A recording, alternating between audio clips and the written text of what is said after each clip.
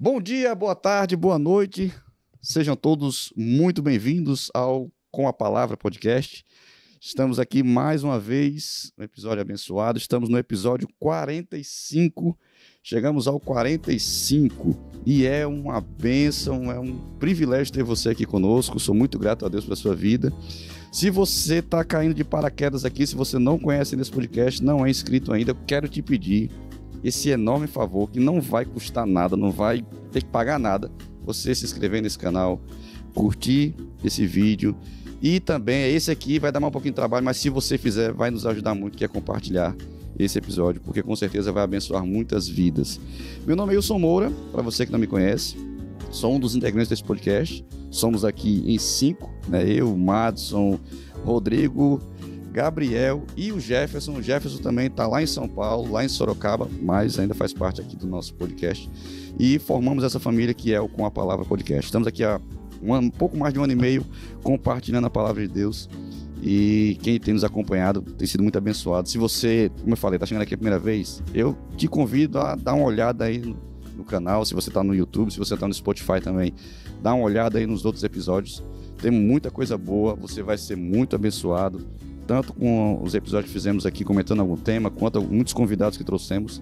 Com certeza vai ser bênção na sua vida, certo? Então, hoje, episódio 45, depois da vinheta nós vamos começar.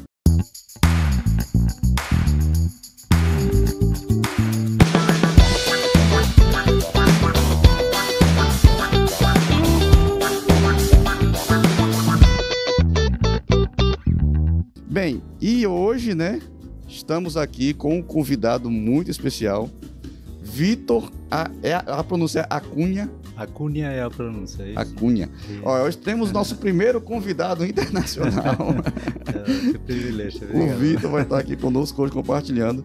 Quem é lá da Ibavim, de algumas outras igrejas, principalmente aqui da Grande Natal, vai conhecer Vitor. Lógico que de outros lugares também, né? Também. Ao longo do episódio, tu morou em Minas um tempo, não foi, Vitor? Eu morei em Belo Horizonte 5 anos. Eu tava lembrando que uma vez a gente conversou, você falou isso. Isso, 5 anos. Mas quem é aqui da Ibavim, de outras igrejas aqui de Parnamirim, da Grande Natal, deve conhecer o Vitor, está envolvido em muitos projetos legais aí. E hoje a gente vai ter uma conversa muito legal aqui com o Vitor, vamos compartilhar muitas histórias boas e com certeza você vai ser edificado. Mas eu queria que o Vitor se apresentasse. Para quem não conhece, né? Eu falei aqui o nome dele, mas que ele se apresente. Fique à vontade, meu irmão. O microfone é seu. Bueno, meu nome é Victor, né? Victor Acunha. Aqui fala Acuna, né? É, Acuna. Mas tem um tiozinho lá em cima do N, né? Em cima do N, que é NH, né? Acunha. Mas fala Acuna, né? Eu já acostumei. O mesmo que Victor, fala Vitor, né? Também acostumei. Lá na Argentina fala Victor Acunha. Isso. A gente fala Vitor Acuna.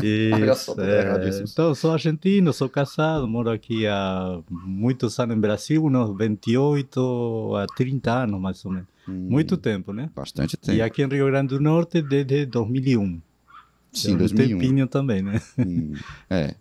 2001 para cá, 23 anos. 23 anos. Olha, só aqui em Rio Grande do Norte. Sim, bênção de Deus. Amém. Meu irmão, quem tá vendo aí, né, quem já se ligou lá, a gente colocou o título do nosso episódio de hoje, que é Evangelização e Ação Social. Vamos falar sobre o Projeto Barnabé e a escola, eu vou ver se eu vou pronunciar correto, Uaral Teribunoco. Isso, Uaral Teribunoco. Isso mesmo. Olha, rapaz, teve um amigo. Muito Vamos bem. falar um pouco sobre esse projeto, né? Alguns dos projetos que Vitor está desenvolvendo, vem trabalhando neles. Mas, antes de falar sobre os projetos, né?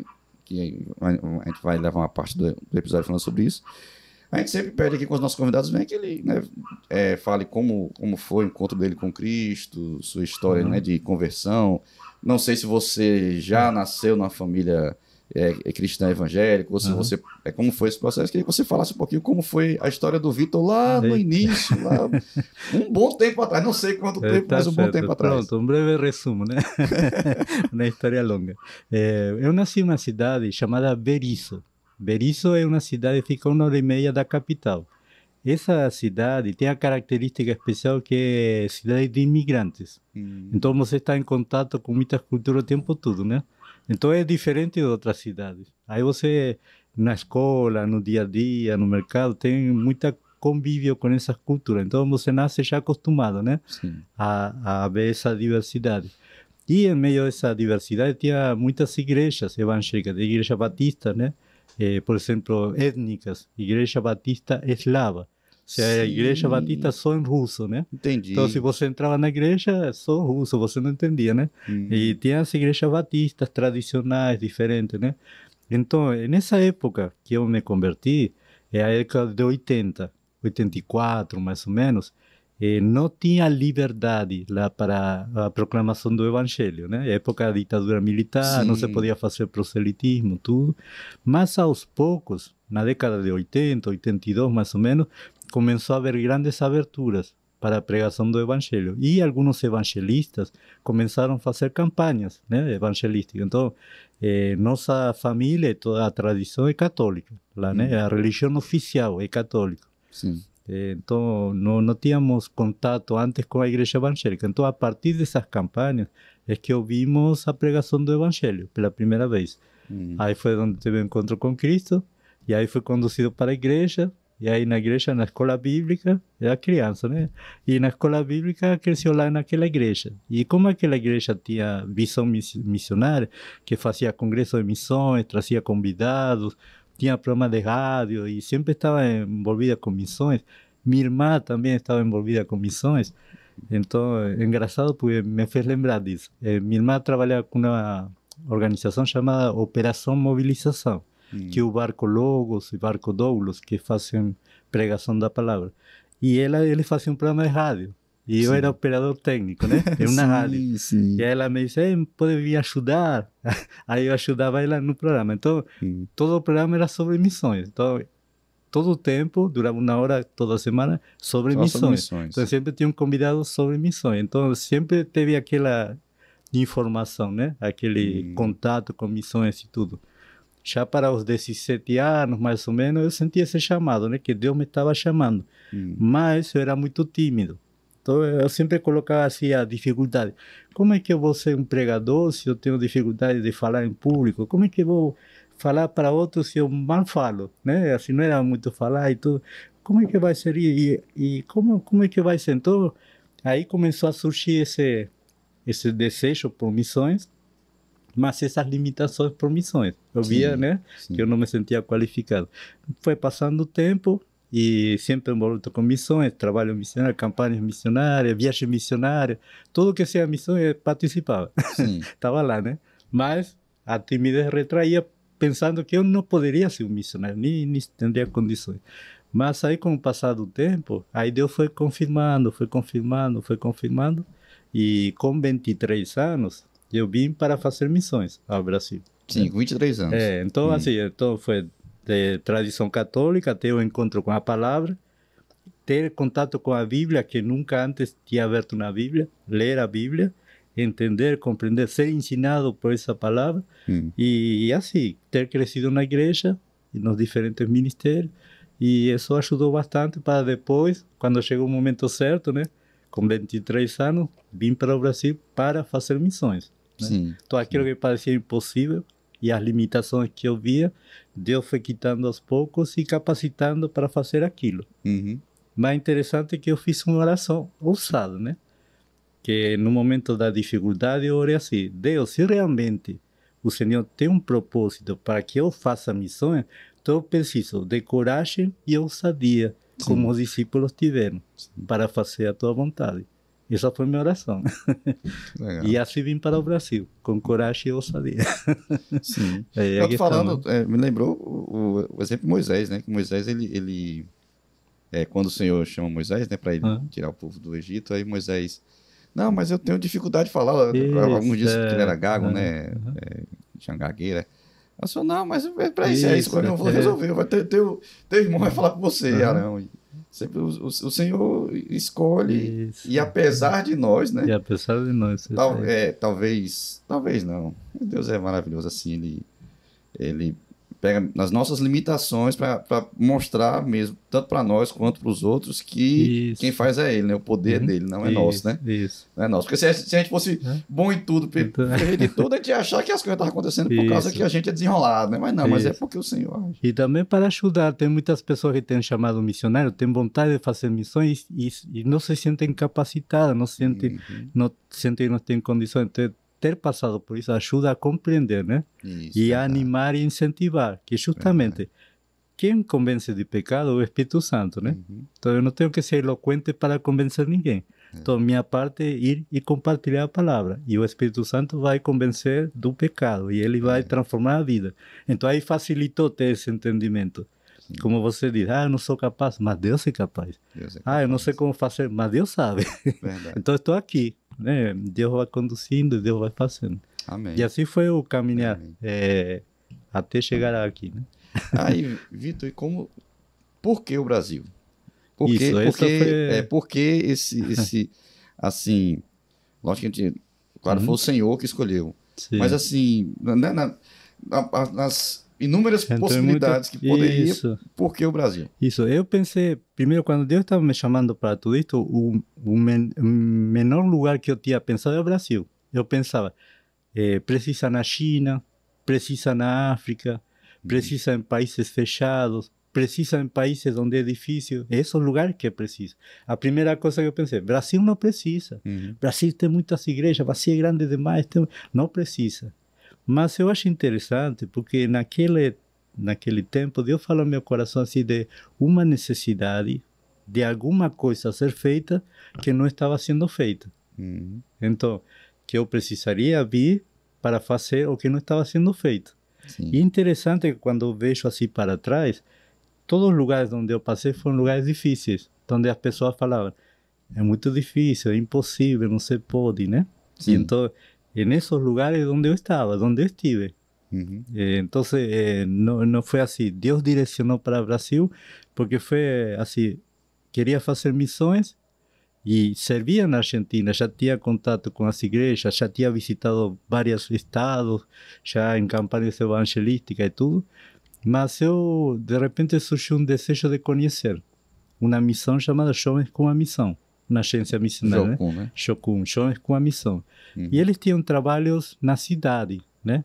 Então, trabalhos, digamos assim, em diferentes segmentos da cidade. E lá na Argentina, a Jocum não fazia esse tipo de trabalho. Sim. Então, digo, pronto, eu gostaria de conhecer. Então, eu vim para conhecer, né? Então, eu vim um mês de férias para conhecer a Jocum, para conhecer esses trabalhos que eles faziam. Sim. Então, tinha um mês de sua vida para missões, né? Sim. Então, eu digo, pronto, eu venho, faço esse mês, pronto, conheço, vou ter uma ideia do que é. Aí cheguei, aí passei uma semana com crianças de rua, ia embaixo dos viadutos, ministrava a palavra, compartilhava o lanche com elas, sentado, evangelizando embaixo dos viadutos, famílias inteiras. Aí fui com moradores de rua, e aí diferentes sectores. E a última visita era com a comunidade, antigamente chamavam favela, né? Então essa última visita, a última semana era conhecer a favela e voltar. Quando entrei na favela em Belo Horizonte, aí disse, olha, essa é a terceira maior favela de Belo Horizonte. Tem 75.000 habitantes. É grande, né? Muita gente. E a estadística era 2 mortes todos os dias. Então é meio perigoso. Então, nunca tinha entrado na favela, nunca antes tive contato com moradores de rua, nunca antes tinha evangelizado crianças embaixo de um viaduto. Tudo isso, né? Tudo isso. E a última semana, quando chego na favela, pela primeira vez, e vejo aquela montanha cheia de casas, aqueles becos, né? Só os becos. Só os becos, as coisas lá, cheio. Aí veio um medo, né? Eu não vou entrar. Se entra, não sei se saio, né? E mais que, mesmo que você vem de fora, acha, deve ter dinheiro, vai pedir, não sei o quê, vai querer sequestrar, vai querer matar, pelas notícias que uno escuta, né? É perigoso, não vou entrar. E nessa hora que eu estava pensando, eu não vou entrar na favela, aí veio aquele versículo, né? Aquele que impacta, né? Que vendo a multidão, Jesus vendo a multidão, teve compaixão. Sim. Né? Porque eles eram como ovelhas sem pastor. Sim. E aí aquela coisa é como ovelha sem pastor. Como ovelha sem pastor. Seja um pastor para ele, E eu, mas eu não sou pastor, mas eu não sei pregar, mas não sei. E aquele retumbando, né? Seja um pastor para eles, seja um pastor para eles. E quando estava vendo assim as montanhas, casas, os becos com medo, baixo a vista assim, e tinha uma criança de uns 4 ou 5 anos, descalça, suja, fazendo assim, joinha para mim, né? Assim, pá, aquilo me impactou, né? Então eu orei, pronto, se eu tinha pedido ousadia e coragem, então agora é descer ousadia e coragem para entrar, né? Então entrei. Então fomos fazer as visitas, e é interessante, porque aí pude compartilhar a palavra de forma simples, e a pessoa disse, entendi. Aí você quer aceitar Jesus no seu coração? Quero. Aí, mais impactado, né? Então se convirtiu na pessoa. Então aí a responsabilidade, e agora? Tem que dar continuidade, né? E essa última semana que eu ia estar lá, ia voltar, né? Sim. E aí fomos fazer outra visita. E aí, como viram que no grupo que ia fazer visita tinha um homem, os homens da casa, as pessoas, e era argentino, era de fora, né? Chamava a atenção na favela, compartilhando a palavra, na nossa casa, sentado conosco, aí sentado no chão, sentado embaixo da árvore, compartilhando. E isso impactou, e tinha um grupo de pessoas sedentas por ouvir. Sim. Poxa, e agora? E agora, isso foi mexendo. Aí, nesse tempo, eu estava trabalhando na Argentina, era inverno, trabalhava em parquizações, podas, essa paisagismo, essas coisas. E aquela época é mais de poda lá, né? Liguei para o chefe lá e digo, olha, vou ficar mais outro mês. Tá certo, aí fiquei 2 meses. E nessa favela tinha poucos obreiros da Chocum, né? Tinha poucos obreiros, não havia obreiro, ninguém queria entrar porque era perigoso, e o trabalho, o tipo de não se identificava. E o líder da casa é um holandês. Disse, Vitor, você é o primeiro estrangeiro que vem aqui, da Argentina e tal, está conosco aqui, e as pessoas se identificaram muito com você, você se identificou com as pessoas, é muito bom. Tem certeza que Deus não lhe chamou para servir aqui? Aí essa dúvida quedou. Eu orei, né, voltei para casa, pedi as contas do trabalho, fiz a escola de treinamento e fiquei 5 anos. Sabe? Ia vir um mês, fiquei 5 anos servindo nessa comunidade. Eu entrava de noite, entrava à tarde, ia de madrugada, fazia visita nas casas. Os traficantes, eles já me conheciam, eles cumprimentavam, diziam, ei, um dia eu ia passando, quem é você? Né? Já fica, né? Porque tem um olheiro, né? Quem entra, ele vem. Por isso que muitos não saem, né? Sim, porque sim. depende do que se fale lá. Quem é você? Que vem fazer aqui na minha favela? Eu sou cristão, estou compartilhando, sou do projeto da Chocum, estamos fazendo a visita. Eu sei que você faz. eu sei que você, né? eu sei que você está fazendo aqui. Você não se preocupe, aqui ninguém vai mexer com você. Aí em 5 anos, nunca teve problema, nunca teve dificuldade. Ao contrário, os próprios traficantes, muitas vezes estavam assim, passeando com as armas dele, ficavam ali observando, escutando, né? E assim, né? Sim. E, bueno, passei 5 anos, eu aprendi muito. Sim. O tempo das limitações me ajudaram bastante para confiar mais em Deus, para saber que Ele que estava fazendo a obra e que eu sou um instrumento ajudando, né, no que eu pudesse, dentro das minhas possibilidades, para mudar essa realidade. Então, me identifiquei totalmente, né? Lá, eu estava em casa. Aí, isso você tinha, quando veio para o Brasil, 23 anos. Aí passou 5 anos lá em Belo Horizonte. Lá em Belo Horizonte. E Rio Grande do Norte, Parnamirim e Natal, como isso, aparece nessa história? O resto da história, né? Agora... Aí, pronto, Xiane, nessa época, Xiane tinha feito a Chocum. A primeira base aqui em Rio Grande do Norte foi em 99, me parece. Né? A primeira, e depois por um tempo não conseguiram abrir uma base em Natal. Então ela abriu essa base, teve seu curso, Xiane fez o curso, né? E ela ficou muito animada. Aí ela já queria fazer uma escola em Belo Horizonte.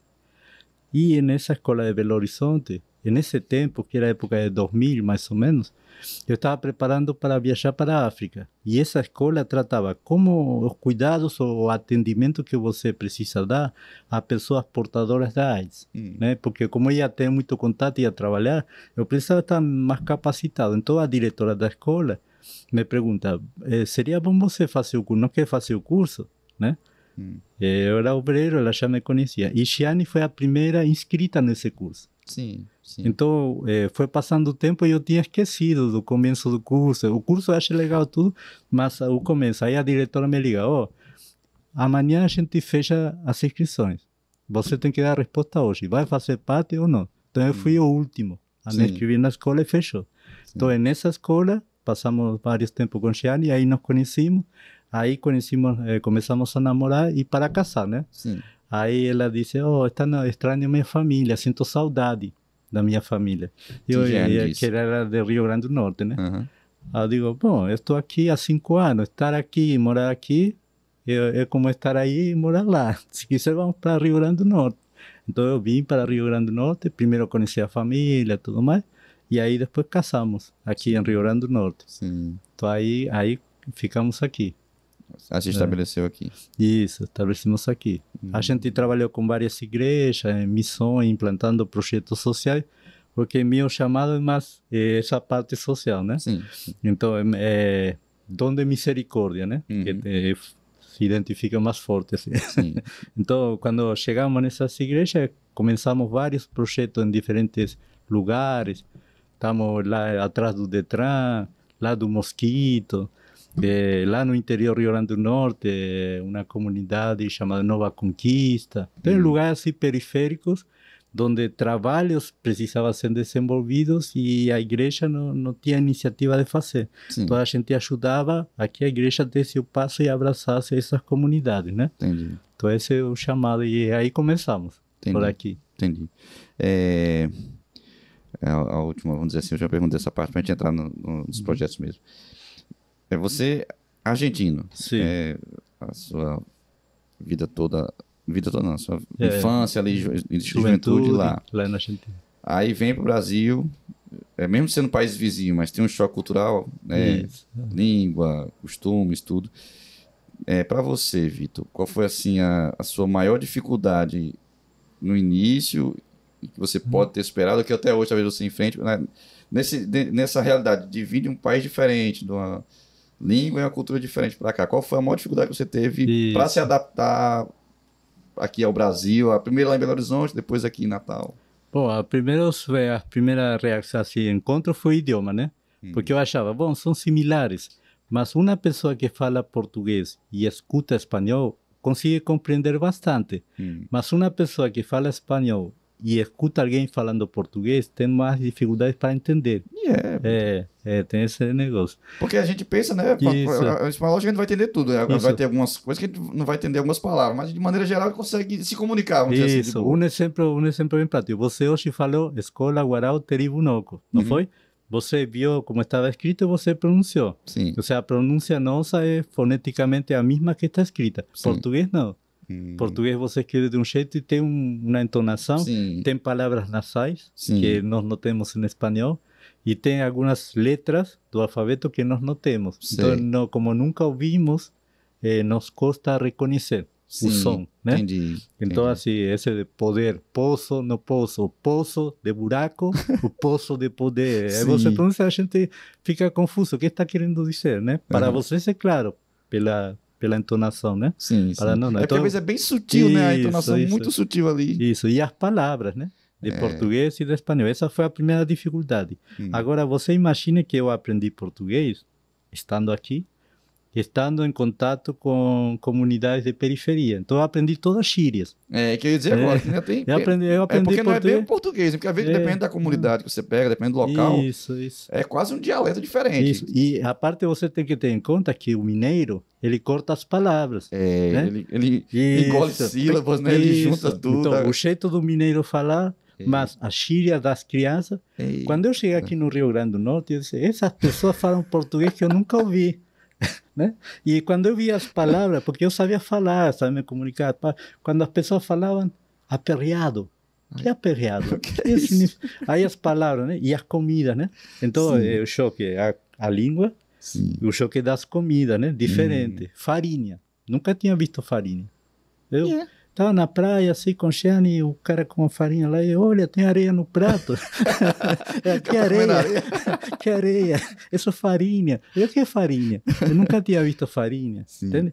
E o feijão, nunca tinha comido feijão. Lá na Argentina não come feijão. Lá não come feijão. Então, o brasileiro que vai aqui geralmente leva ou manda trazer. Agora, algunos lugares están comenzando a vender por conta dos brasileiros que foram. Sim. Mas não é costume, você não encontra uma feijoada assim fácil, né? Sim. Agora é um pouco mais por conta do intercâmbio. Entendi. Mas a primeira vez comemos feijão, que não conseguiu terminar o prato, porque é pesado, né? Forte, aí não conseguia comer. Lá come muito quiabo, né? Lá em Minas Gerais, né? Carne com carne moída, ou seja, as comidas diferentes, né? Sim. Eu gostei muito do tempero. A culinária mineira é muito boa, o né? tempero eu achei o melhor, né? Até agora, né? Assim, gostou muito. É muito bom. Mas, assim, as comidas diferentes. Ó, comidas diferentes, o idioma, porque tem as regionalidades, né? Cada quem tem o seu sotaque, suas palavras, essa foi a dificuldade. E as igrejas também bem diferentes. Eu nunca vi tantas convenções batistas, por exemplo, né? Sim, Batista não sei o quê, batista não sei o quê. Aí, mas qual é a doutrina? Qual é a diferença entre elas? Não, porque está assim, está cá, está aqui. E pronto, aí tentar entender tudo isso, né? Então me surpreendeu bastante. E, bueno, os desafios das pessoas. Aqui é mais fácil comunicar-se. Por exemplo, lá você está num ponto de ônibus, as pessoas não são muito de conversar. Na Argentina, você fala. Na Argentina. Aqui, você está no ponto de ônibus, vira amigo da pessoa em 5, 10 minutos. Daqui a pouco você está contando a vida já sabe toda. a vida, isso, já conversa, já cumprimenta. Aí você está conversando com alguém, já vem outro e já participa da conversa. É mais interativa, né? Sim. E lá não, é mais distante, mais frio. Principalmente aqui no Nordeste. Isso, Minas, eu não conheço muito também. Minas. Eu conheço o Goiás, ali na parte do Goiás. Minas eu conheço pouco. Eu sei que aqui, comparando aqui no Nordeste com Goiás, isso. aqui ainda é mais, né? O nordestino, ele entra mesmo, vamos dizer, entre aspas, assim, uma expressão mais entrão, né? Entra mais na vida do outro e conversa e tal. Daqui a pouco parece que a pessoa conhece a vida toda, né? Tem muito disso. E é interessante, você vai fazer evangelismo e as pessoas te chamam para... Fica aqui para almoçar, fica aqui para jantar, venha conosco, tá entrando na casa, né? Principalmente no interior, né? Interior é mais ainda, isso. Em outros lugares não tem isso também, né? Sim. Então é todo esse contexto, né? Muitos desafios. E eu aprendi a falar, mas não sabia escrever. Aí quando fui estudar no seminário, quando cheguei aqui, minha dificuldade foi como é que eu escrevo português, porque eu sabia. Então, aí eu entendo agora, as pessoas que estão aprendendo português, me ajuda, essa experiência que eu tive, me ajuda a facilitar como ensinar português para estrangeiros. Né? Então chega uma pessoa que fala espanhol, como ensinar português? Quais as dificuldades? Aí facilita bastante. Então essa parte é boa. Tu ainda está dando aula, Vitor? Aula de espanhol? Atualmente não estou ensinando em escolas. Né? Geralmente as pessoas procuram alguma coisa, orientação. Não estou mas dando aula mesmo assim no dia a dia, na sala de aula mesmo? Não, em sala de aula não. Atualmente não. Passou um tempo dando aula, né? Aqui em Parnamirim, em algumas escolas. Muito tempo. Mais ou menos em 2012, eu comecei a ensinar pelo Senac. E a partir daí, várias outras escolas, escola secundária, cursinho. Em Parnamirim, aqui em Natal. E no interior também ensinei algumas faculdades também. Bastante. Até 2020, eu acho. Não, 2022, mais ou menos. Ensinei nessas escolas, né? Agora estou mais no projeto e em outras coisas também. Entendi. Então, né, assim, para você que não conhecia o Vitor aí, deu para você entender bastante da história dele. Muita coisa que nem eu sabia, né? Que a gente já conversou algumas vezes, mas algumas coisas a gente já tinha falado lá da Argentina e tudo, mas outros não sabia, até para mim foi novidade. Eu sempre gosto. Eu gosto muito de conversar e de conhecer as histórias das pessoas. Né? Muito legal. Mas agora vamos falar sobre os projetos, né? Eu tô sempre olhando para cá, porque eu montei um roteiro, senão eu ia me perder aqui, a gente ia se na conversa. Tá certo, tranquilo. Eu dividi aqui no projeto Barnabé de maneira geral, né? E focado uma parte no CATEG, e depois a gente vai falar sobre a escola lá com os Uaraus. Sobre, primeiramente, o projeto Barnabé. O que é o projeto Barnabé? Quando ele surgiu? E qual o foco, assim, como é que funciona o projeto Barnabé? Pronto, então, o projeto Barnabé foi bem simples, mas profundo, né? Deus sempre simplicidade não quer dizer que não é profundo, né? Isso, porque justamente a simplicidade é a característica de uma profundidade tão grande que a gente não dimensiona, né? Porque eu nunca pensei assim, vou abrir um projeto, vou fazer vou poner, não tinha pensado nisso. Um dia estávamos reunidos em um pequeno grupo, né, as pessoas, e Deus já tinha colocado em meu coração a inquietação que precisamos sair para fora. né? Que o propósito é sair para fora, né? Então, eu compartilhei com o grupo essa inquietação. E as pessoas falam, nós temos o mesmo sentir, de que precisamos fazer alguma coisa para compartilhar o amor de Deus com outras pessoas, de fora do nosso ambiente eclesiástico, né?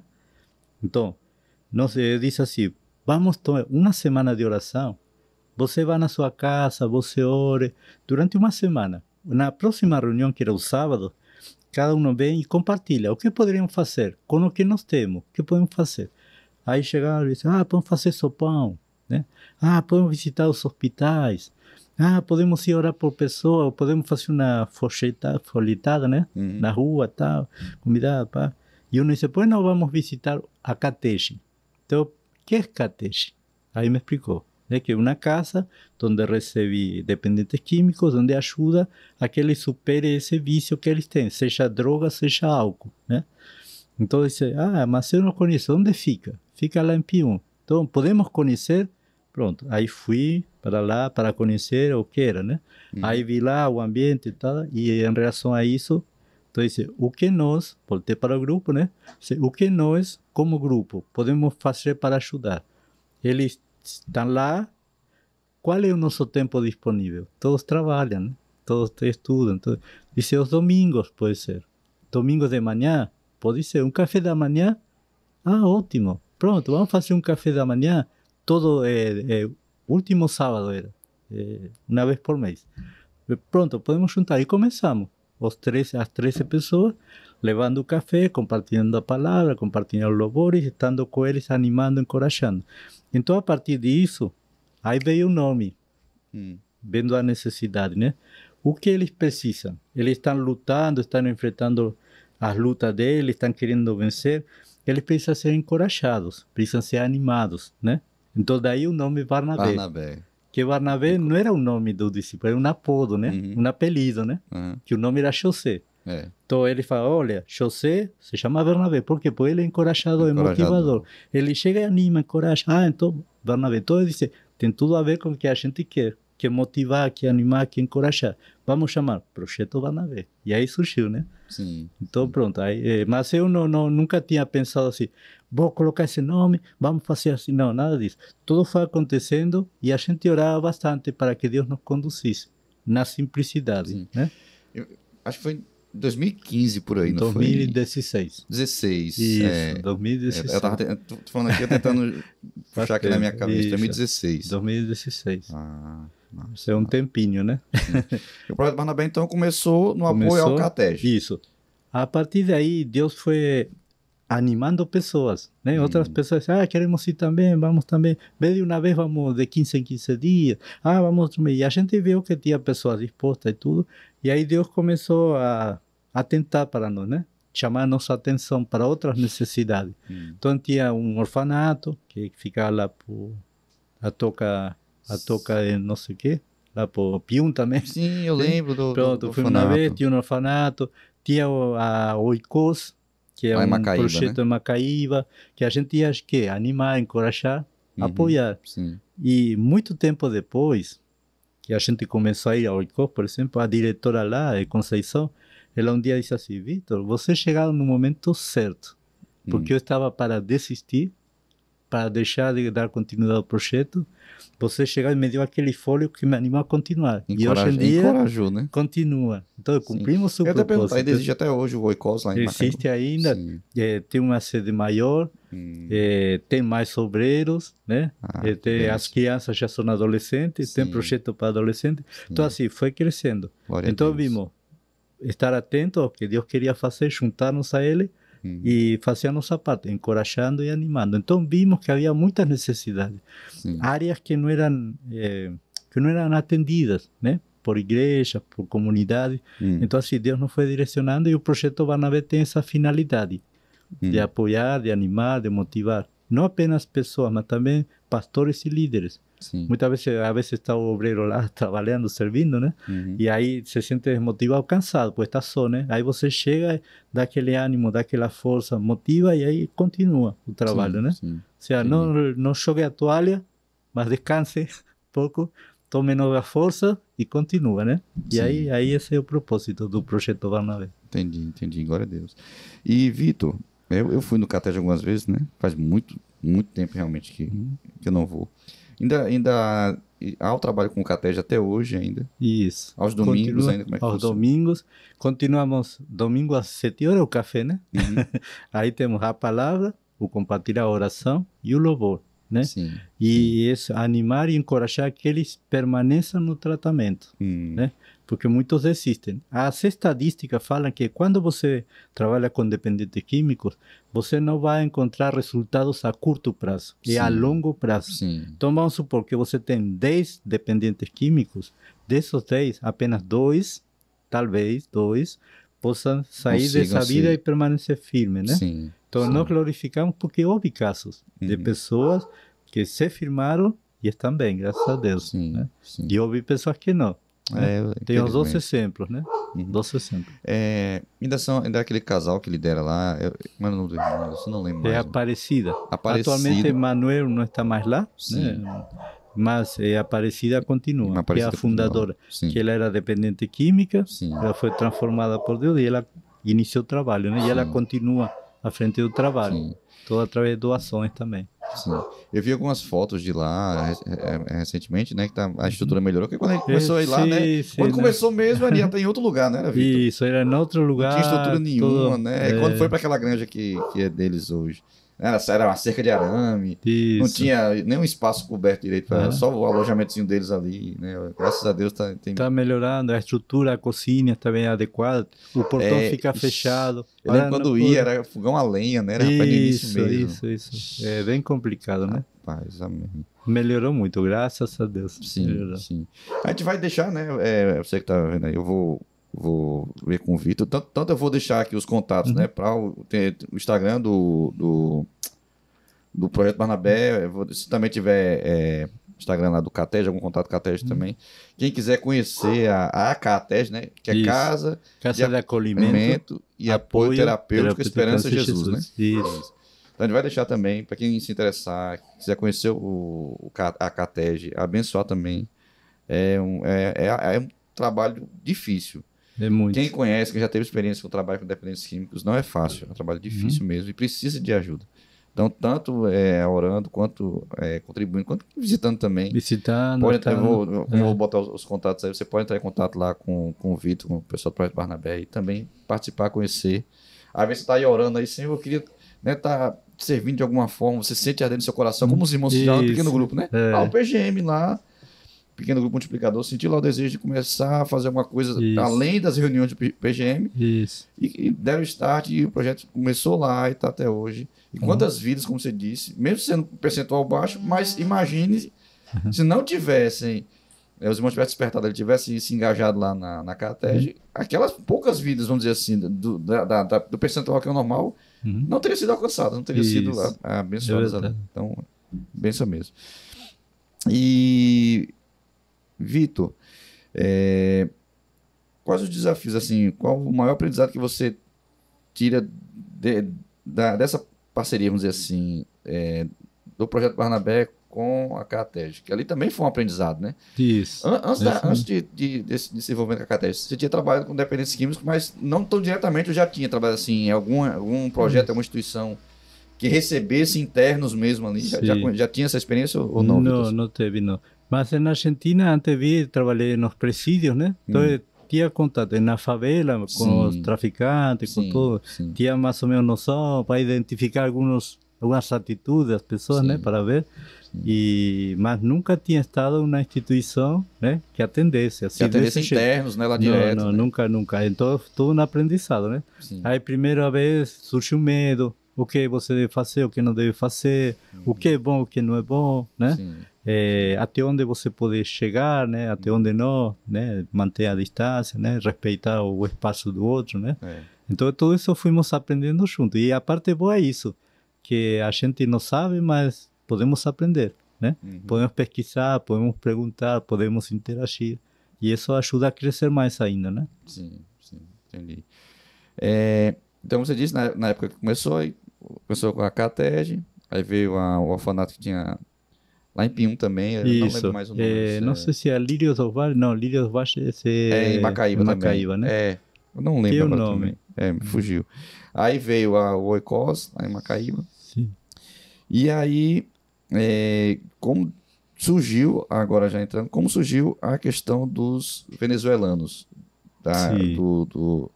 Como foi de onde veio assim esse impulso para ter contato? Que eu lembro que começaram a chegar aqui em Natal, não sei se foi 2017, não foi? Eu acho, 2018. Isso, Começaram a mais ou chegar menos nessa época. foi na época lá tava tendo aqueles Conflitos os lá conflitos na lá na Venezuela, né? Venezuela, começou o pessoal a sair da Venezuela para o Brasil e pelas fronteiras ali do Isso. norte e acabou chegando o pessoal aqui em Natal. É como o projeto Barnabé agora chega nos venezuelanos.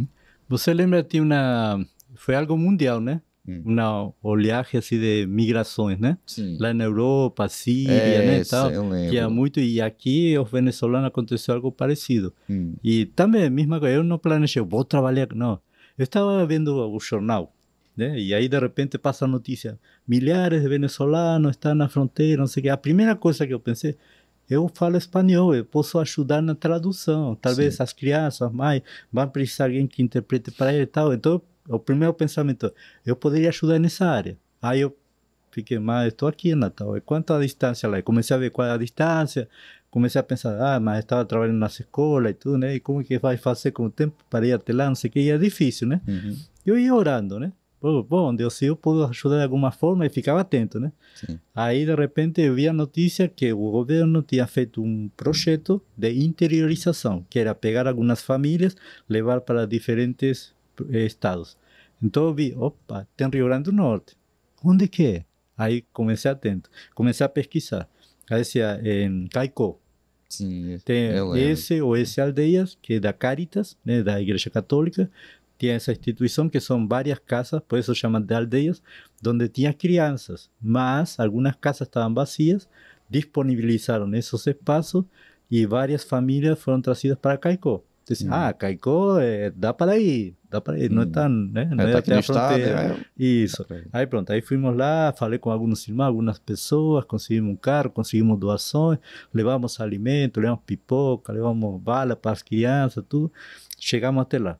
Aí eu não conhecia, certo? Eu telefonei, disse, sou Vitor, sou argentino, sou de Natal, queria fazer uma visita ao venezuelano em Caicó, esse ou esse aldeia. Aí todos aí tomaram os dados, agendaram, né? Aí chegamos lá, fomos lá, nos apresentaram para os venezuelanos, aí compartilhei a palavra, oramos com eles choraram muito, e ele falou assim, mas você fala espanhol muito bem, porque ele pensava que era brasileiro, porque estava junto com os brasileiros. Aí disse, você fala, porque sou argentino. Aí todos chegaram, porque é uma identificação cultural, né? Sim, a história sim. e tudo. Quando falava Argentina, aí pronto, aí se aproximavam, todo mundo queria falar e tudo, perguntando, fica distante a Argentina daqui, como é que é para chegar lá, não sei o que, aquela coisa, né? Começamos, aí fizemos um contato com eles. Aí começamos a ver da vida deles, as famílias, qual era a situação, o que eles estavam precisando. Fomos várias vezes até Caicó, daqui até Caicó. Só que fica pesado, né? Caicó não é Combustível, tão perto aqui de tempo Natal, e né? coisa e tal. E nós vimos que esse grupo de pessoas eram pessoas que o requisito tinham que ser casados, tinham que ser família, tinham que ter formação. Então o governo e o Caritas já estavam articulando e ajudando, né?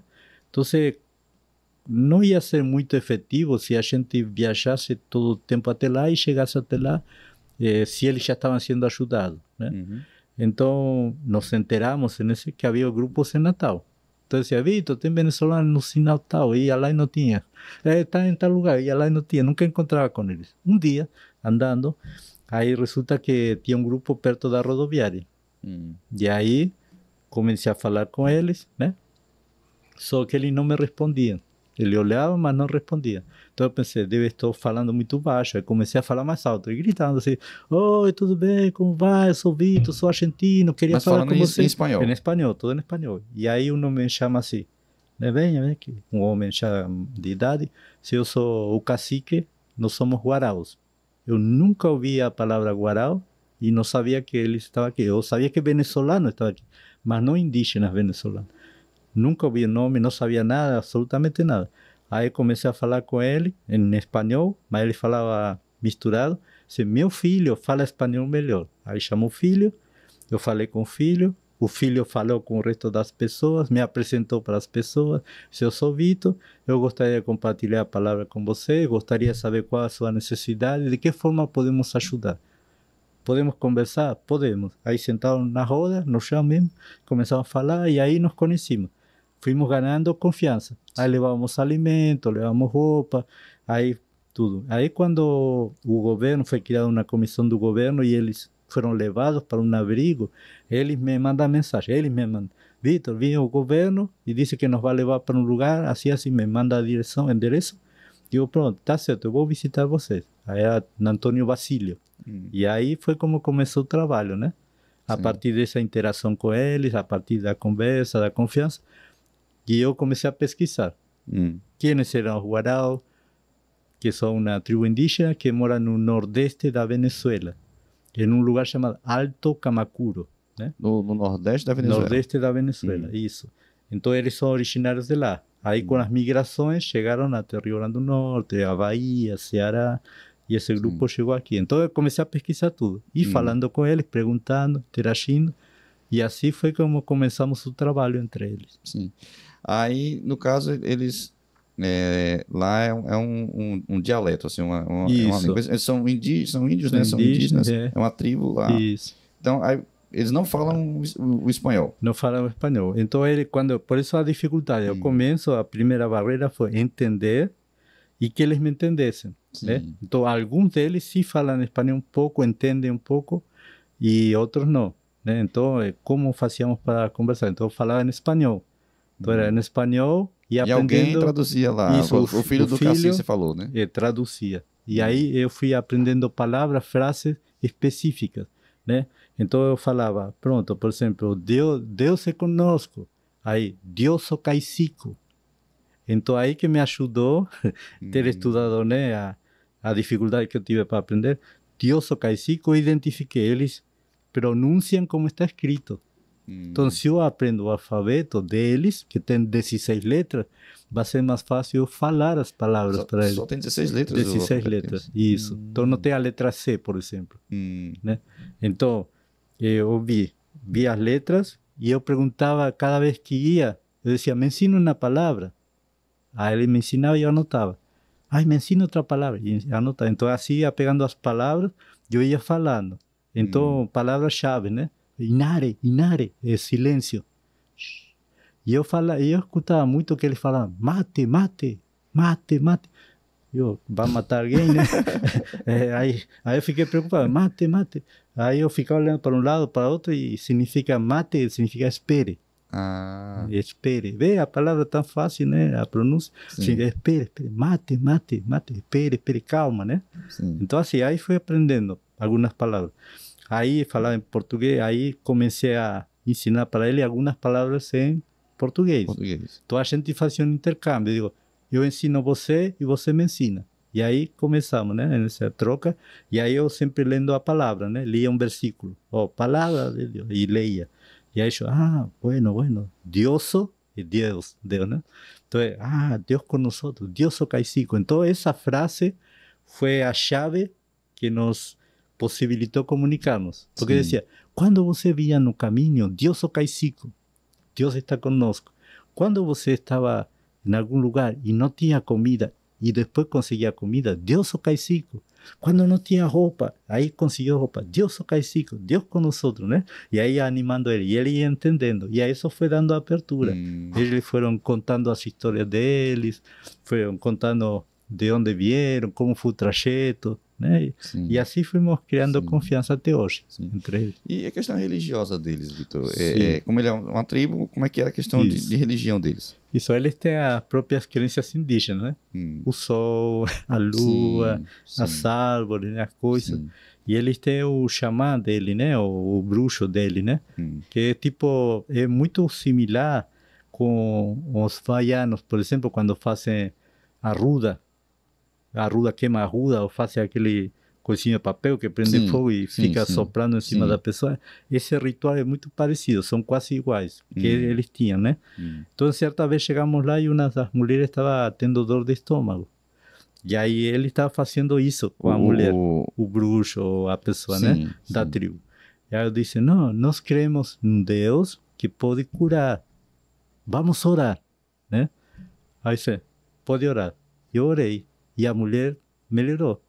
Aí disse, Ah, então, foi passando o tempo e ele dizia, ore por isso, sim, ore por isso, sim. ore por isso, entende? E aí Entendi. pronto, aí Deus foi transformando. Ele, em Entendi. vez de procurar o bruxo ou a pessoa, ele procura a oração. Entendi. Então Entendi. Deus transformou, né? É Deus Entendi. que transforma, né? É. Aí, Vitor, eles lá, quando eles estavam lá na Venezuela ainda, era uma tribo isolada mesmo assim, ou eles tinham contato com perto com cidades, com vamos dizer as civilizações, Sim, sim. você nem considera isso normais, não, Isso, não é, sim, não é sim, sim. normal, é normal, tô falando assim, mas porque às vezes né, aqui no Brasil mesmo tem tribos, até hoje, principalmente lá pro norte do Brasil, tem as tribos. Tem umas tribos bem isoladas mesmo, que não tem muito contato com a civilização, as outras civilizações, e tem aquelas não, que é uma tribo, Isso. mas que né, tá em contato ali, algumas tecnologias, algumas Sim, coisas, sim, sim. como era. Não, eles são bem antenados. Eles andam com celular, conseguem mexer bem, né? Tem Sim. facilidade, joguinhos, né? Bem, porque eles são de uma região bem afastada, lá na Venezuela. Esse Alto Camacuro é como se fosse tipo Amazonas. Tipo Pará, Belém de Pará, mais ou menos. Sim, Tem o sim. rio, tem as árvores, tem as matas, e as comunidades deles ficavam lá. Sim. Só que eles foram se deslocando, né? Foram para outras cidades, na própria Venezuela. Então, quem teve mais contato com as pessoas, aprende a falar espanhol um pouquinho. Quem não teve, não. Então, Sim, tem os dois tipos de sim, grupo, né? sim. Mas eles sim conseguiram sair desse lugar, que é afastado mesmo, e ir para outros povoados. E Sim. aqui já passaram por várias cidades, assim que já estão tendo mais contato, o qual facilitou, né, a comunicação também. Entendi. Então, Vitor, você tem contato com, né, primeiro contato lá com a tribo e tal, e você vê essas dificuldades deles. Porque nem espanhol eles falavam, né? Aí imagina português. Isso. Aí, então, de onde surge agora o desejo de ensinar o português, vamos dizer assim, mais estruturado para eles, de criar a Isso. escola, né? De onde Isso. veio esse desejo, vamos dizer, de alfabetizar no português os índios venezuelanos? Assim deixa. Pronto, aí quando estávamos no abrigo, aí vimos que eles passavam muito tempo sem fazer nada, né? Tanto os adultos quanto as crianças. Sim. Você vê quem está pedindo são as mães, as mulheres e as crianças. Então nós pensávamos, esse é um problema. E também pelo código da infância e da juventude, é uma falta, né? Por exemplo, se vê lá, está a mãe pedindo no sinal, tudo, e vem o conselho tutelar, eles podem pegar a criança da mulher por conta dessa situação, né? Sim. E também para a segurança da própria criança, que anda entre os carros e tudo, e pela exploração que está exposta, né? Então a gente pensou, o que podemos fazer para mudar essa situação, essa realidade, que é algo real? Como tiramos aos venezuelanos indígenas dos sinais? Essa foi a primeira coisa. O que nós podemos fazer para isso? Então você pensa, bom, se eles não estivessem na rua, eles estariam na escola. Mas como que vão estar na escola se eles não sabem português? Como é que eles vão aprender? Como é que vão entender? Então pensamos, podemos ir ensinando aos poucos para que eles tomem um ritmo, para que eles entendam o que é uma escola, porque nunca estiveram na escola, né? E então, quando eles pegam o ritmo, pegam tudo, assim, vemos a possibilidade de conduzir para as escolas públicas, né? Esse foi o nosso pensamento. Então, precisamos professores, não tínhamos professores, precisamos de uma sala, não tínhamos sala, precisamos de quadro, precisamos de material escolar, Então pensamos, se formos pensar em tudo que a gente vai necessitar, a gente não vai começar nem nunca. Começa. De onde podemos começar? Então disse, bom, primeiro o professor, eu, né? Então Deus dá a visão, Deus mostra, eu posso ensinar pouco que eu sei, posso ensinar para as crianças, para quem quiser. Aí pensei, pronto, precisa de material. Aí fizemos umas campanhas pedindo, né? Folha, lápis e tudo mais. Aí não tínhamos sala, então temos o quê? Temos um piso coberto, à sombra, então podemos sentar aqui. Ah, não tenho quadro, bom, posso pegar uma folha grande e ir escrevendo, ir fazendo dinâmica com as tapinhas de refrigerante, botando as letras e de forma lúdica ir aprendendo. Letra A, letra E, letra I, os vogais, né? Quando ele aprendesse isso, vamos passar por palavras, e aí começamos, né? Aí, lá no abrigo tinha uma sala, que estava fechada e cheia de coisas, né? Cheio de muita coisa. Então eu falei, mira, podemos usar essa sala? Aí disse, tá certo, há que limpar. Então fomos lá e limpamos, né, a gente, né? Aí juntamos voluntários e limpamos a sala. Ah, precisamos pintar a sala, pintamos. Ah, precisamos mesa, cadeira. A Associação de Surdos, daqui de Parnamirim, estava mudando de sede, né? De uma sede para... E ela disse, olha, temos 19 cadeiras. Servem para você? Opa! Né? Na hora. Aí a gente pode mandar até o frete e deixar lá, tá certo. Aí tínhamos as cadeiras, tínhamos a sala pintada, tínhamos material escolar e apareceram alguns voluntários, estudantes de letras, algumas professoras que tinham horários, se disponibilizaram. E o grande desafio, vamos começar a escola. Quando eles chegaram, né, antes de começar, nos reunimos todo mundo, todos os pais, dissemos, nós queremos construir uma escola neste lugar, vocês concordam com isso? Vocês deixam seus filhos participar? Todo mundo disse, sim, nós concordamos. Hicimos um documento. Dizemos, a partir desta data, vamos começar uma escola com a concordância de todos aqui. O cacique assinou, né? Está registrado, assinado. Sim. Então, todos concordaram, certo? Pronto. Tal dia vai começar. E nessa sala, então, chegamos no dia, apareceram todas as crianças nuas. As mulheres, as meninas, todos nus. As meninas, todos nus. Como andavam? Sim, sem roupa, nus. Aí, todos chegam correndo. Em vez de se sentar nas cadeiras, eles se paravam em cima da cadeira. Não tem na parte que você senta e na parte que escreve. Eles se sentavam na parte que escreve e botavam o pé na parte que senta. Ao contrário. Sim. Ficavam em pé, pulando de uma cadeira para outra. Aí, pronto, aí já vimos. Temos que ensinar como devem comportar-se, quais são as regras aqui, e que todos venham vestidos. É o mínimo, né? É o mínimo. A gente nem imaginou, né? Mas foi assim. Aí pronto, aí falamos para os pais, tal horário, que eles tomem banho, vista a roupa, que venham aqui. E aí, não sentar, não parar, sentar. Aí explicar, né? Assim, pronto, aí sentou, pronto. Aí começamos a interação com ele. Aí conseguimos aos poucos que ele entendesse o processo, né? E aí conseguimos se acostumar. Imagina crianças que nunca estudaram, estar sentadas em cadeira. Já uma criança normal, já fica difícil estar 4 horas sentado, 2 horas sentado, né? Então, nossas aulas no máximo eram 2 horas. De 4, 2 horas máximo. Sim. Mas nessas 2 horas a gente não ficava só na sala. Sim. A gente via na sala, vamos sentar, todos sentados. Sentava alguns minutos ali, fazia uma coisa. Vamos para o pátio, aí fazia outra atividade, não sei o quê. Vamos voltar para a sala. Voltava para a sala, ficava mais 5, 10 minutos. E assim foi interagindo. E assim conseguimos que ele fosse aprender das vogais, perguntar que letra é essa, que letra é essa, aprendeu, né? Fale aí. E aí começamos algumas palavras. E aí eles começaram a repetir, falando, tá? Como chama isso? Em português, e em espanhol, e em guarau, né? As 3 línguas. E em guarau, fala assim, e aí interagindo. Sim, a língua deles é guarau. Guarau. Guarau? Isso, guarau. Guarau. Isso.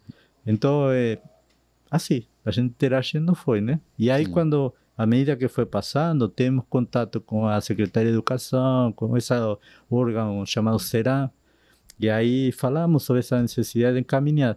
Aí eles pegaram e encaminharam as crianças para a escola pública. Estão matriculados nas escolas públicas.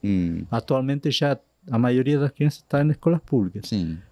Há muitos menores, ainda não temos condições, neste momento, não temos condições de dar esse acompanhamento, porque não está na idade apropriada. Né? Então é assim agora. Entendi. Então, mas a escola funciona ainda, a escola Isso, porque o propósito é onde eles estão e as crianças ou adultos que querem a gente ensina. Então vamos supor, quando era no abrigo, ensino no abrigo. Quando mudaram para outro local, fomos no outro local. Quando está em outro local, fomos para lá também. Então é só ver a criança que está na idade apropriada, ou o adulto que quer aprender, a gente vai e ensina. Você não tem... A gente estava conversando antes de começar, né? Antes de começar a gravar, que antes a maioria deles estava na Cidade da Esperança ali, né? Um grupo bom. Isso. Hoje eles estão espalhados, né? Espalhados. Em três locais. Tem na Zona Norte, o Guarau, certo? Tem Felipe Camarão e tem Nova Cidade, ou Cidade Nova. É ao lado, entre a Esperança e Felipe Camarão. É aquele bairro, Nova Cidade, eu acho. Acho que é Nova Cidade, eu acho. Entendi. Está nesses 3 lugares, Guaraus. E tem os venezuelanos, que são outros grupos. Os venezuelanos sem ser Guarau. Sem ser Guaraus. Isso que a gente foi também trabalhando. Por exemplo, não sei se lembra, algum tempo atrás, fizemos uma campanha para arrecadar dinheiro para uma mãe ir à Venezuela Sim. para buscar os filhos. Lembro, Né? lembro, Pronto. lembro. Eu conheci ela estava vendendo panos de prato. Ela não estava pedindo, estava vendendo panos. Sim. Aí quando eu passei com a moto, eu vi que ela era diferente, então eu parei. Aí eu chamei ela, você é venezuelano? Eu sou, né? Ele disse, pronto, eu sou Vitor, sou argentino, me apresentei, né? Digo, quais são as necessidades atualmente? Ah, preciso de tantas coisas. Bueno, diga aí o quê? Não, preciso de alimento, preciso de roupa, preciso de panela, preciso de... Você mora longe daqui? Não, eu moro aqui a tantos quarteirões, lá perto de Salesiano, por lá. Aqui em no Natal. Paraná? Não, em Natal. O da... Salesiano não, é aquele outro. Que indo para Alecrim, depois do cemitério de Alecrim, Sim. que tem um sinal, tem uma escola, Marista. Não Sim, é Marista? Marista. Pronto. Subindo na Deodoro ali. Né? Isso, por perto do Marista. Ela estava naquele sinal do posto de combustível, um pouquinho antes, estava aí. Então foi aí que eu conheci. Aí perguntei, moro para lá perto, não sei o que, pronto. A gente pode visitar você e trazer outras coisas? Pode. Aí juntei um grupo de irmãos, cheguei alguém que cantava, tocava, disse, pronto, vamos lá. Você tem alguma amiga venezuelana que está com você? Chame ela também. Aí chamou. Aí fomos lá, cantamos as músicas, levamos as coisas, alimentos, roupa, ¿verdad? E aí de repente, digo, você aceitaria se fazemos um estudo bíblico? Ah, sim, como não? Pronto, marcamos o dia, toda quarta-feira de manhã, a gente ia, um grupinho e tal, e levamos palavra, tudo. Você não quer aceitar Jesus no seu coração? Eu quero. Amiga, eu também. Aí fiz a oração de entrega, né? Sim. Digo, pronto, agora você é filha de Deus, né? Sim. Como filha, o que você pediria a seu pai? Qual é o seu desejo no seu coração? O que você quer pedir? Ah, eu quero encontrar com meus filhos. Faz 5 anos que eu não vejo eles. Todo ano eu fico chorando, porque passa um ano e digo, vou juntar dinheiro, vou trazer ele, vou juntar dinheiro. E passaram 5 anos e eu nunca consigo fazer isso. Eu digo, pronto, nós vamos orar. Agora você é filha de Deus, então você fala com seu pai. Aí vamos orar, começamos a orar. E aí começamos a movimentar pessoas. Graças a Deus conseguimos juntar um dinheiro. Ela foi 1 semana de viagem, para ter um dia, de barco, de transporte de carro e tudo mais. 1 semana para ir e outra semana para voltar. Foi lá, trouxe os 2 filhos. Estão com ela, uma mais feliz, uma mais contente, né? Amém. Agora, há pouco tempo, veio a mãe dela. Sim. Também, Sim. é a família que sou. E ela agora está trabalhando no Guararapes. Isso? Sim, é. Tem um processo de aprendizagem, não sei o que, uma parceria, e está trabalhando lá. Ah, assim que as coisas mudaram, né? bem. Então tem esse grupo, tem outro grupo de venezuelanos, tem uma mãe solteira com 3 filhos, Planalto. Então todos espalhados no bairro de Planalto. Aí tem outro grupo de venezuelanos, Planalto, tem a Esperança e tem a Alecrim. Pronto, só porque a gente atende mais. Sim. Juntando assim... Se desdobra nesses... Isso, juntando assim dá em torno de 50. Entre todos as pessoas, 50 pessoas. Caramba, bastante gente. Bastante gente. Já é uma quantidade considerável. E no Natal Solidário vamos juntar todos eles. Sim, os Guaraus, os venezuelanos, com os dependentes químicos. E com as famílias. Sim. A gente faz um trabalho também com família lá em frente ao Detran. Não tem uma comunidade lá? Então lá também, a gente naqueles idas e vindas, aí conhecemos umas pessoas, também do mesmo jeito. Oh, você aceitaria uma oração? Aceito. Quer ouvir a palavra? Quero. Você aceita Jesus no seu coração? Aceito. O esposo, eu quero ouvir também. Aí também. Aí pronto, agora este domingo, que vai ser o dia do Natal Solidário, vamos aproveitar e fazer o batismo desse casal também, né? Legal. Então veja como Deus vai mexendo assim, vai juntando, né? Então a alegria do reencontro. Venezolanos conhecendo outros venezolanos, conhecendo indígenas, conhecendo dependentes químicos que não têm família, que estão longe, estão distantes, estão brigados, vai estar juntos. Então, em 3 momentos: adoração, oração e agradecimento. Amém. Então, ore por isso também. Vai ser que dia, Vitor? Dia 22. 22 de dezembro. Isso, porque 25 é quarta-feira, aí no mais próximo é domingo, né? 22 é um domingo. 10 da manhã. Vai ser aonde, Vitor? No Catete. Sim, lá na Catete. Na lá Catete, em Pio. isso. Bom. A gente lembrar no final e dar uma reforçada, né? Para quem quiser. A gente... Amém. Então, Vitor, deixa eu ver aqui. Você já falou assim, né? O impacto que já tem tido na vida das pessoas. Você já partilhou o exemplo Assim, realmente eu não lembrava. Foi bem interessante essa situação. É, e como tem sido, assim, no seu ponto de vista? Isso começou em que ano, Vitor? Assim, Com a os escola de indígenas, fato? É, com os indígenas. o trabalho com os indígenas começou em 2018. Hum, 2019 foi mais forte entre os indígenas. 2018 foi venezuelano todo. E em 2021 começou, na época da pandemia, lembra? Naquela sim, época, assim, sim, pronto, sim. nessa época foi quando começamos. Hum, 19 de abril, Dia do sim. Indígena. Sim, Nesse dia bem começou. Porque emblemático. já que íamos começar, dissemos, bueno, vamos comemorar de um bom jeito, né? Ah, Como legal. ensinando. Sim, Aí sim, pronto, essa é a data de sim. início. Entendi. Aí, pô, nesse tempo já que você trabalha com isso, você acha que. Acho que no início tinha eu posso estar errado, me corrija se estiver Uhum. errado, mas acho que no início tinha um pouco de preconceito, assim, fala da comunidade local aqui, das pessoas Sim, sim, de sim. Natal, onde eles estavam Isso, chegando ali. isso. Mas aí, após esse tempo todo, como você acha que hoje está essa interação deles com a Com a comunidade comunidade, local? né? Assim? Pronto, aí depende muito do grupo de famílias. Por Hum, exemplo, o grupo está lá em Felipe Camarão, eles são indígenas que tiveram menos contato com outras comunidades. Então hum, tem costumes não muito boas, né? hum. De higiene, de coisa, né? Geralmente Sim, não é muito boa. O sim. grupo que está na nova cidade já teve bastante contato. Hum, Já consegue se comunicar em português, consegue entender, sim, interage mais com as pessoas, sim. até estão trabalhando também, Hum, assim, em algumas coisas, né? Estão sim. trabalhando. Então eles têm outra forma. Em relação ao preconceito, ele continua, porque tudo que é diferente cria uma barreira, né? Uhum, Então, como as pessoas veem eles, muitos filhos, muitas crianças, e não falando português, e vê como está o ambiente, como está o entorno, que não é nada silencioso, é barulhento o tempo todo, né? Aí já fica meio desconfiado, né? Então, sempre tem. hum, Inclusive dos próprios cristãos. Eu estive com uma mulher de uma igreja, né? De minha igreja, lá em Natal, né? Me disse assim, a gente sempre viu eles aqui. E a gente nunca começou o trabalho porque tinha medo de como abordar eles. sim. Como vamos comunicar com eles. Mas a gente queria muito, né? Hum, Então, assim, existe, né, um pouco uma barreira, né? entendi, Mas Deus pode ajudar-nos a transpor essa barreira, né? entendi. Mas tem melhorado muito. Os hábitos deles, a educação deles, que estão mais contextualizados agora. Uhum. Sim, graças a Deus, né? Essa pergunta foi até que surgiu, eu não tinha nem colocado aqui no meu planejamento. Vou, assim, nessa convivência que você tem com eles, Vitor, o que você acha, o que eles pensam, assim? Eles pensam em viver o resto da vida aqui, se integrar mesmo aqui, ou eles, sei lá, eles têm aquela mentalidade assim, de um dia ainda voltar para lá, para a terra deles, voltar para... O que você acha, assim, do contato que você tem com eles, né? Lógico que isso é uma percepção sua, talvez eles Sim, nunca sim. tenham falado sobre isso, É. mas na sua percepção, assim. O que eu, com os venezuelanos indígenas, eles não querem voltar para lá, porque dizem que aqui está muito melhor. Sim, Por sim. exemplo, dizem, aqui nós comemos todos os dias.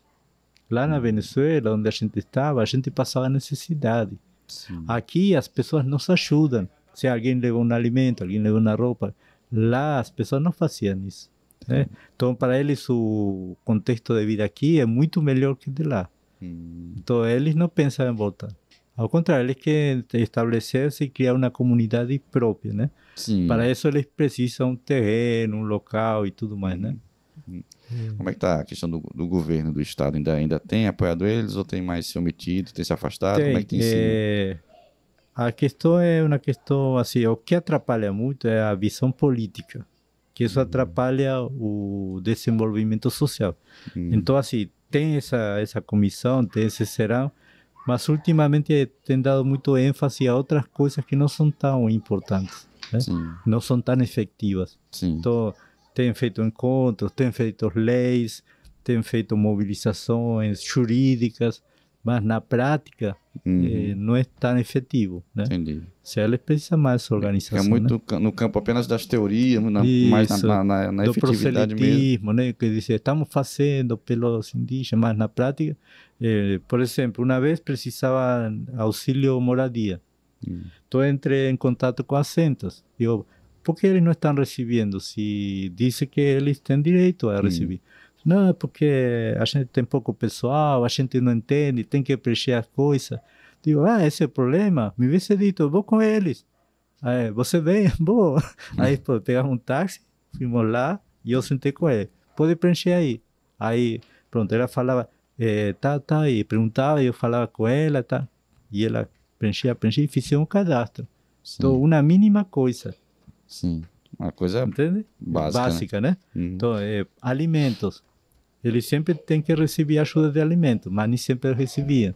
Então, eu ligo para lá, ei, você lembra da família Guarau? Lembra dos venezuelanos? Lembra que no estatuto lá disse que eles devem receber alimento? Por que não estão recebendo? Aí você começa a mobilizar. Então, tem que estar cutucando atrás para as coisas mínimas, básicas, né? Entendi. Vitor, assim, quais são as maiores dificuldades que você vê assim, que o projeto Barnabé, de maneira geral, a escola, o Aral, enfrenta? Assim, quais têm sido as maiores dificuldades? Assim, pessoas, quantidade de voluntários, quantidade, né, sei lá, questão financeira, quais têm sido as maiores dificuldades que você identifica, assim, para o projeto Barnabé, seja lá com a CATED, seja com os indígenas, as maiores dificuldades? O que a gente sempre focaliza isso, por exemplo, o que nos deu tranquilidade, né? A gente entender, por exemplo, quando a gente falamos hoje, quem faz convencer as pessoas? O Espírito é o Espírito Santo. Então, a gente entende qual é o nosso papel e qual é o papel de Deus, né? E dentro do nosso papel, da nossa missão, do que a gente tem, a gente sempre pensa assim, nós vamos fazer com aquilo que nós temos. Sim. Não vamos preocupar-nos com o que não temos, pois se nos preocupamos com o que não temos, não começamos. Então, vamos fazendo. Então, a gente vai fazendo com o que nós temos. Então, por exemplo, tem época que tem vários voluntários. Todos empolgados. Vamos fazer com eles. De repente, todos, cadê os voluntários? Então, vamos continuar fazendo com o que temos. Eu vou. Muitas vezes eu fui sozinho, muitas vezes fomos 2, muitas vezes 5, 10. Se é assim, é um fluxo constante. Sim, sim. Mas sempre tem pessoas assim contribuindo. Por exemplo, a pessoa diz, não posso ir, mas posso contribuir. Amém? Não tenho dinheiro, mas posso dar roupa, posso dar alimento. Amém? Então, assim, né? Vai sempre surgindo. Sim. E Deus faz coisas surpreendentes. Um exemplo só. Um dia, eu estava em casa com poucos recursos, né? E estava para ir para a escolinha. Aí precisava abastecer a moto, né? Então eu digo, bom Deus, projeto do Senhor, estou aqui, né? Então, se o Senhor quer que eu vá, preciso de gasolina para a moto, né? Amém. Pronto, essa oração, né? Me fui preparando, então. Aí recebi uma mensagem no Instagram, disse assim, eu aqui estava vendo o seu projeto que eu acompanho, o projeto Barnabé, e Deus me inquietou de dar uma oferta de R$50 para combustível. De onde? De Minas Gerais. Caramba. Uma pessoa que nem conhecia, entende? Ou seja, de Minas Gerais alguém foi mobilizado para dar especificamente R$50 para botar combustível específico, que eu precisava para ir para a escolinha. Então, assim, Deus move, né? Quantas vezes, assim, outra que pode surpreender para gerar fé e confiança em Deus, íamos reunir com as famílias, estávamos reunidos com as famílias, tínhamos feito um mutirão de limpeza. Então, geralmente, mobilizando, voluntários todos lá, e dissemos, não vamos servir nada para eles, não temos recursos, não temos coisa, vamos fazer com que tem, vamos fazer a limpeza e pronto. Aí, quando estávamos na metade, já terminando, chega um grupo de torcedores de futebol, chamado ABC Reggae. ABC Reggae. ABC Reggae. Torcedores do ABC. Sim. Esse grupo tinha todo cabeludo, todo com pintados, tatuagens, tudo cheio. Quem é aqui a pessoa responsável? Digo, neste momento sou eu que estamos aqui fazendo atividade, mutirão, não sei o quê.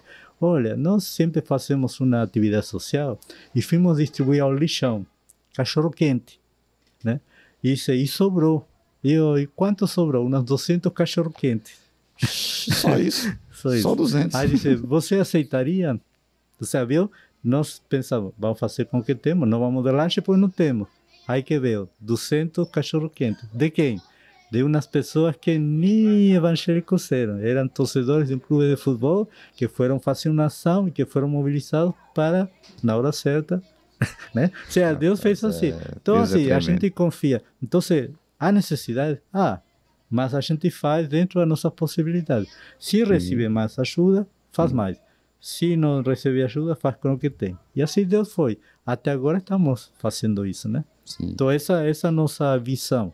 Digamos, nós entendemos que não somos nós, mas é Deus que está fazendo. Então, qual é a nossa função? Juntar-nos com Deus naquilo que Ele está fazendo. Aquilo que Ele está fazendo. E Deus providencia aí, assim, coisas surpreendentes, realmente.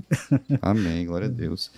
E, Vitor, e o que você sonha para o Projeto Barnabé, para o trabalho com os venezuelanos, assim, a curto, médio e longo prazo? O que Deus tem colocado no seu coração? Né? O que Deus tem impulsionado você para os próximos passos aí? Próximos anos, é muito tempo, né?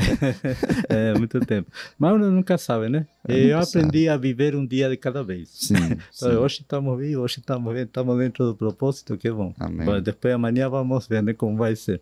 Mas sim, Deus tem nos dado uma direção. Por exemplo, quando vimos o trabalho com os venezuelanos, né, em geral, indígenas e indígenas, nós vimos que era um segmento que não era atendido pelas igrejas com fervor, né? Então vimos que era necessário, né, fazer isso. Então a gente começou a trabalhar dentro das necessidades deles, com um foco que Cristo Jesus estivesse presente nas suas vidas e que Ele transformasse a vida deles, né?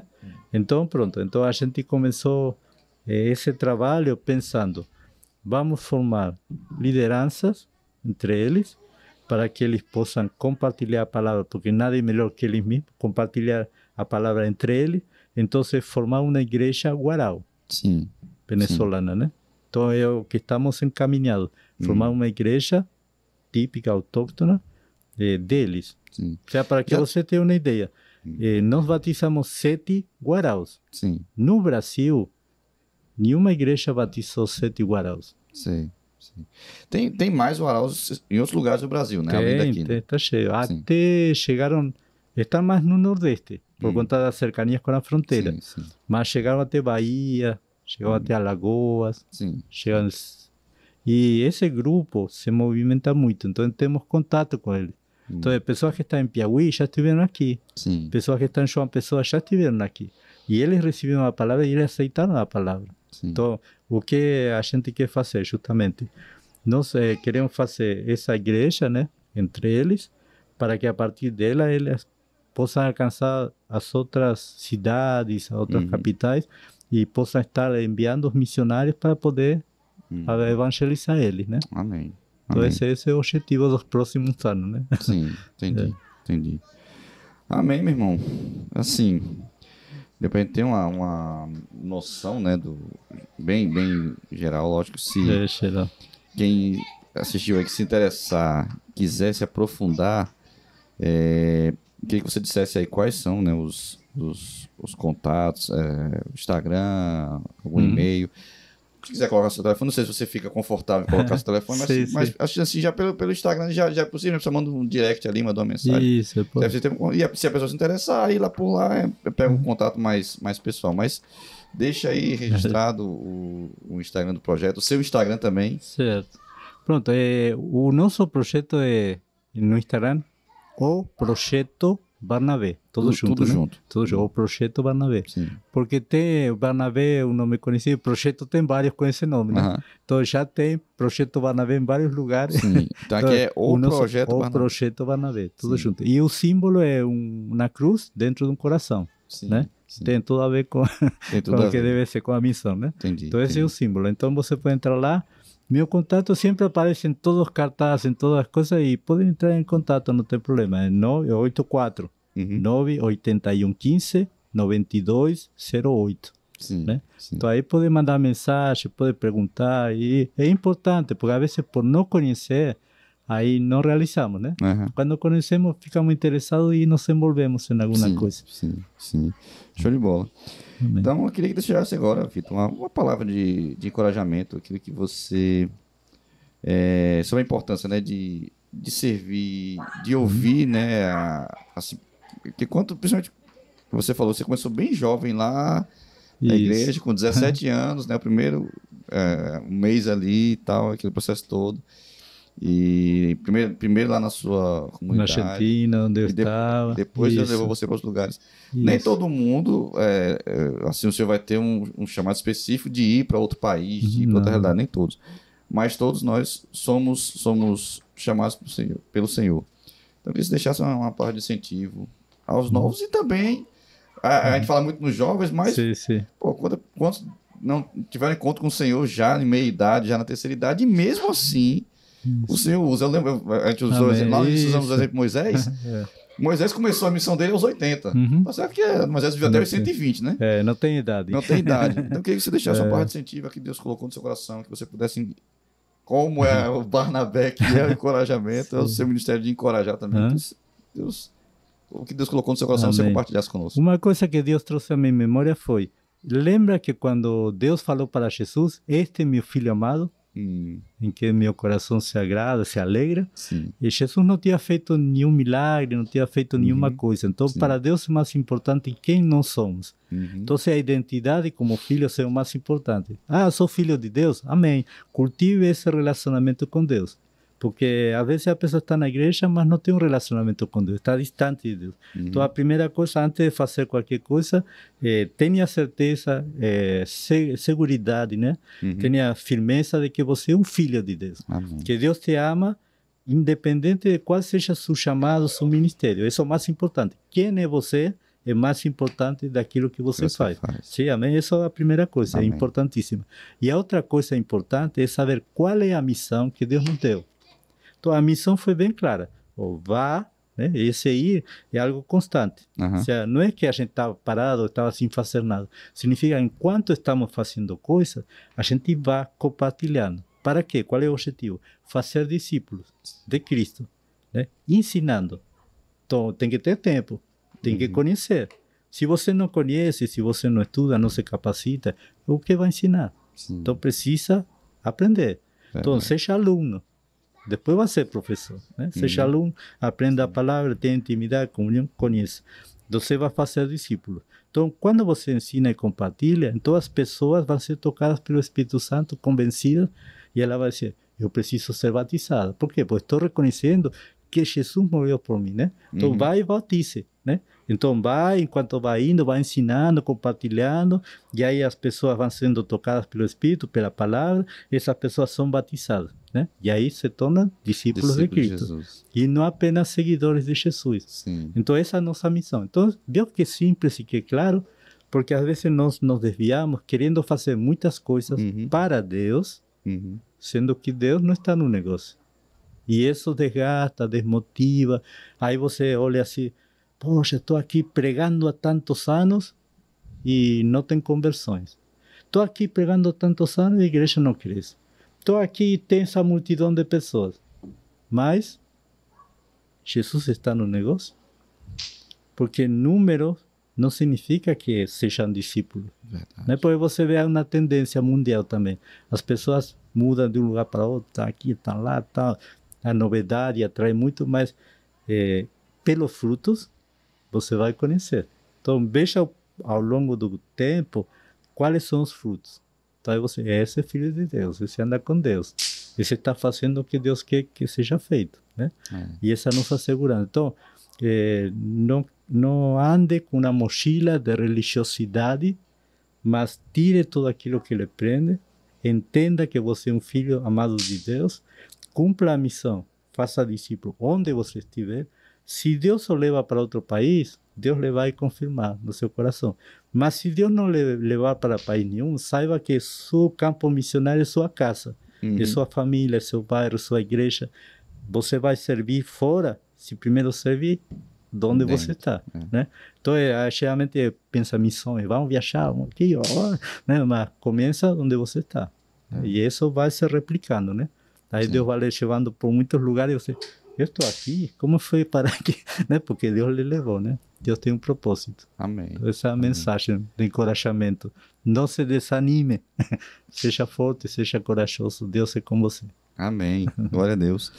Bem, Vitor, muito grato a Deus pela sua vida, muito grato a você por ter aceitado o convite, né? Muito obrigado. A gente se conhece já há alguns anos Isso. A gente tem um carinho especial, tem um carinho especial pelo Vitor. Ainda que a gente não conviva, né? Aham. A sua vida, tem a minha vida, nas suas coisas, mas servimos ao mesmo pai, somos Isso. filhos do mesmo pai. Isso. E eu tenho um carinho muito grande por você. Espero que Obrigado. Deus continue abençoando sua vida, continue Amém. usando você. Uhum. Ser um cara na sua tranquilidade, no seu jeito simples de ser, de falar ali. Deus tem abençoado você e tem usado você para abençoar muitas vezes. Amém.